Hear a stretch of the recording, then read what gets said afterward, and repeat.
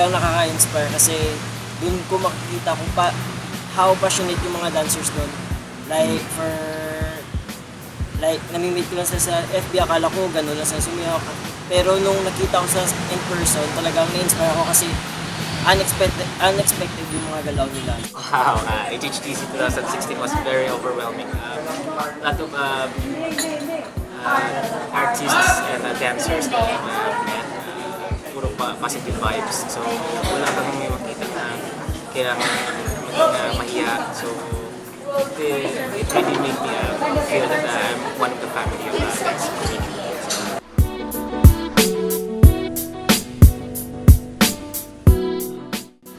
Siguro yung ginawa ko is, because I told myself, during the HSTC, sabi ko, I will bring HSTC in Iloilo. Not everything, but siguro yung content na I got from HSTC. I was really inspired to connect with the community this time. And then, I've seen the need na parang to unite all the community in Iloilo, the dance community. Actually, malaki yung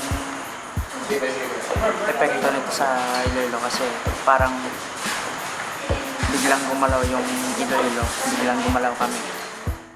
For me, HSTC affect Iloilo based on my friends and from other group leaders attended the HSTC. It triggers me to invest more to support my own craft, and it motivates all of the group leaders here to attend there and to share also their knowledge and to listen from different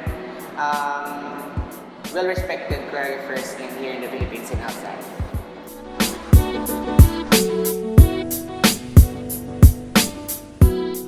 Parang mas naging open yung mga dancers to dialogue about the problems and concerns regarding the dance community. And also, we are already aware of something na yung mga maling ginagawa namin before, maling ginagawa ng mga dancers, maling ginagawa ng mga leaders.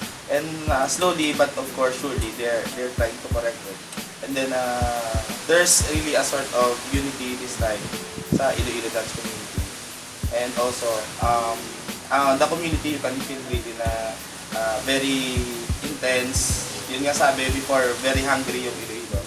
And yung pagiging hungry ng Iloilo is like na nagamit yun nagamit para ma-inspire also yung ibang grupo na lumabas sa kanilang comfort zone and then to talk. Parang siguro mas naging open na yung communications between groups and